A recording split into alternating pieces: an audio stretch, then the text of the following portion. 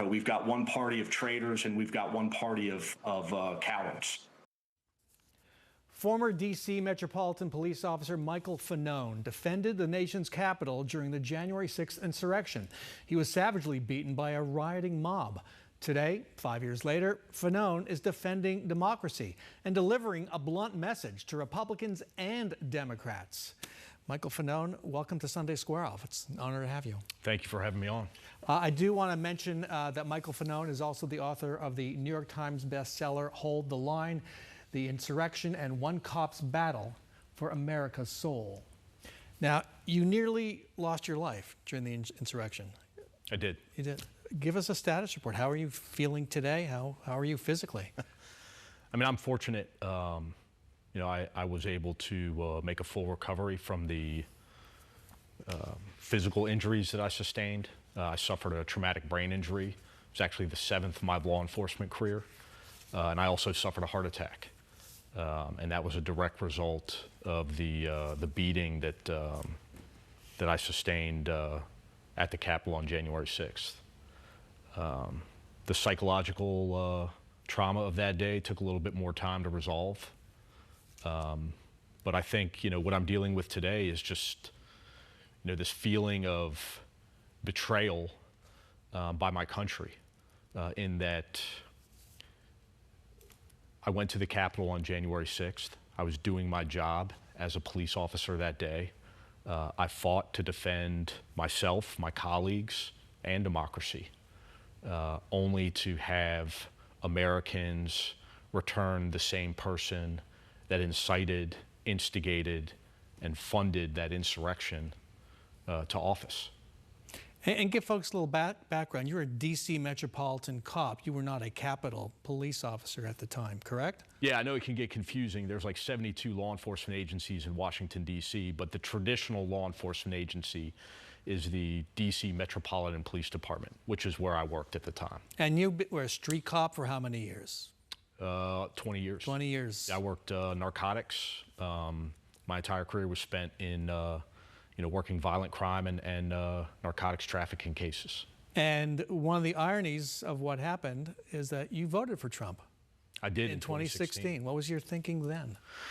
Yeah, I mean, listen, I think like a lot of people in my profession at the time, we were drawn in to the idea that you had two political parties, one that supported law enforcement and one that wanted to defund law enforcement. I have now come to understand that that was not the reality. It was a bill of goods that I was sold by Fox News, but I bought into it, and I supported the Republican Party in the 2016 election.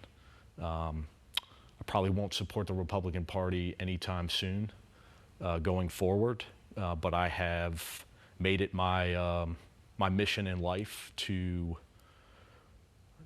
tell the truth about January 6th, to educate the American people, but also to fight for accountability.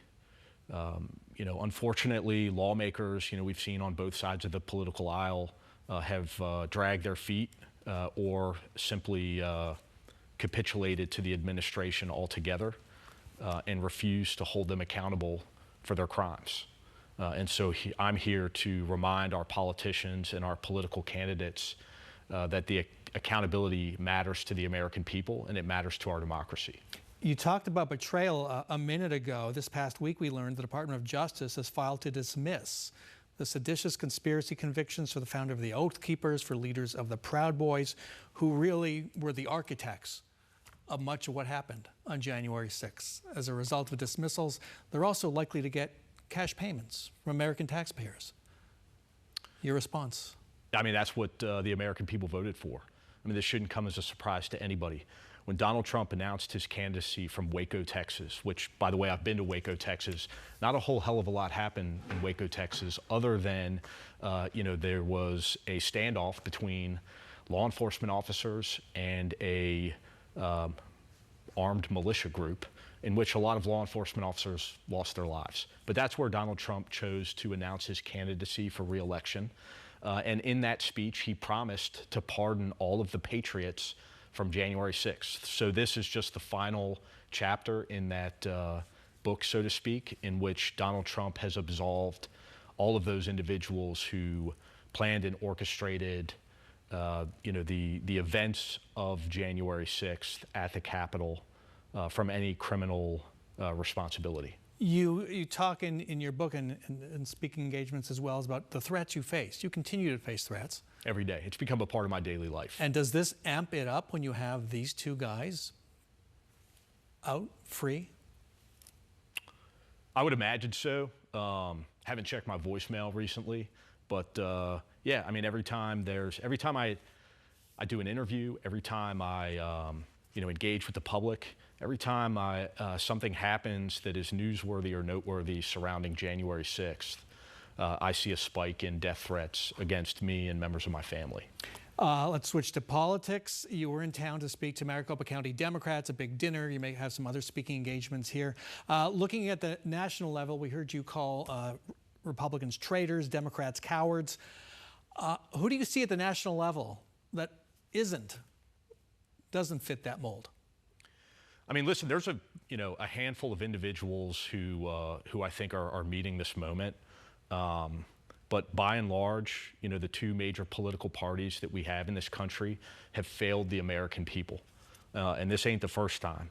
But this is certainly significant in that, we have an administration that seems hell-bent on usurping the Constitution and committing crimes and corruption at levels that we've never seen in this administration, or I mean in my lifetime certainly, but also they seem to have completely abdicated their responsibility of oversight and of reining in this derailed administration. Let me put it this way. Can you think of even one politician on either side who you would say, yeah, that's the one, that's the way I think the party should go?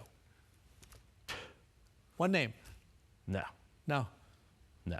I mean, there are individual people that are playing their roles, when it comes to, an attempt to have some type of